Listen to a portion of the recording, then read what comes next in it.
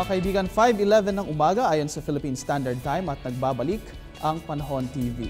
Sa parting po ito ng ating programa, atin po munang silipin ang ilan mga anunsyo mula sa ating Department of Science and Technology.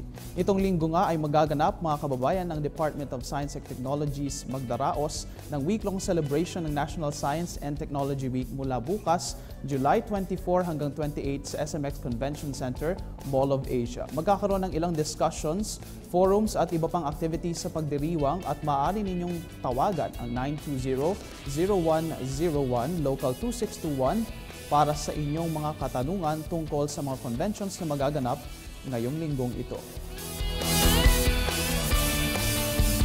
Ngayon naman ay ating silipin ang mga pangunahing dam dito sa bansa, ang Angat, Pantabangan at Magat. Ating pong tignan kung ano nga ang sitwasyon ng mga dams na ito dahil nagpatuloy nga ang pag-ulan nitong mga nakarang araw. Simulan po natin yan sa Angat Dam. Nagkaroon po ng deviation level o pagtaas ng tubig sa Angat Dam at yan ay umabot ng 1.49 meters noong July 24. Kasalukuyan po itong nasa 167.18 meters mula sa 165.69 meters. Ngunit nananatili pa rin itong less o nasa baba ng level o low water level na 180 meters. Isunod naman po natin ang Magat Dam, considered isa sa mga pinakamalaki dito sa bansa at nagbibigay na rin ng irrigation water at power supply dito sa Luzon.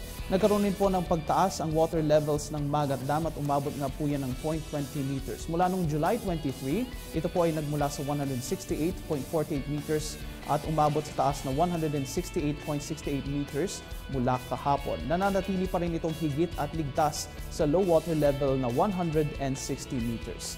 At last but not the least sa ating update, ang Pantabangan Dam. Isa sa mga pinakamalaki rin dito sa bansa at pinakamalinis at nagbibigay rin ng power supply at irrigation water sa Luzon farmlands.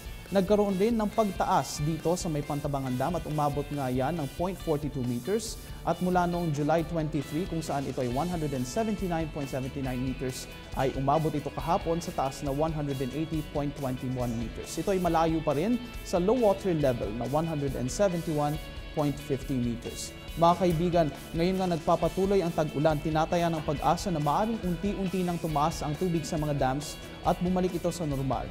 Sa tuloy-tuloy ang pag-ulan, inaasahang tuluyan na ring aangat ang ating water supply at babalik ito sa kanyang normal levels. Ipagpatuloy po natin ang ulat panahon ngayon sa pag-alam natin sa inaasahang paglalaro ng temperatura sa mga piling lugar sa Luzon, Visayas at Mindanao. Unahin po natin dito sa Baguio City. Magkakaroon tayo ng low temperatures ngayon sa City of Pines. Aabot lamang ito sa 18 o 15 to 22 degrees Celsius.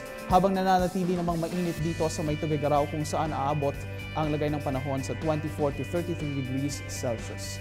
Dito naman sa may Kabisayaan, ang Tacloban ay magkakaroon ng higher temperatures ngayong araw. Aabot yan sa 25 hanggang sa 34 degrees Celsius.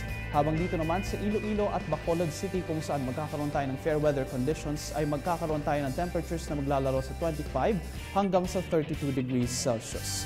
Dito naman sa may Mindanao, ang Zamboanga City ay magkakaroon ng mainit na panahon ngayong araw na ito. Aabot yan ng 25 hanggang 34 degrees Celsius. Habang dito naman sa may Cagayan de Oro City ay aabot lamang ang temperatura natin sa 25 hanggang sa 33 degrees Celsius.